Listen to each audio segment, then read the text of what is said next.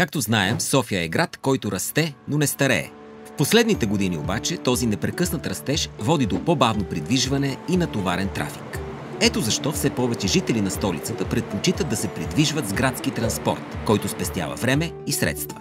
Ние, от Центъра за градска мобилност, се стараем непрекъснато да подобряваме транспортната мрежа, превръщайки София във все по-жизнен и проспериращ град. За да направим това, ние се нуждаем от твоята помощ. Всеки път, когато валидираш своя превозен документ, ти ни даваш полезна информация, която ни помага да подобрим транспортното обслужване.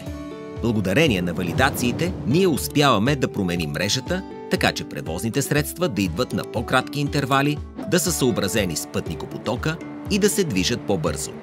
За по-голямо удобство на пътниците през последните няколко години бяха подменени голяма част от превозните средства на градския транспорт с нови, модерни автобуси, тролеи и трамваи, а софийското метро се здоби с напълно нова линия. Всички тези промени са възможни благодарение на информацията, която събираме всеки път, когато валидираш своята карта. Валидацията е важна и когато ползваш услугата ни "Паркирай и пътувай". Тя служи и като застраховка. Валидирай своята карта при всяко пътуване и ни помогни да направим градския транспорт София още по-бърз и удобен за теб.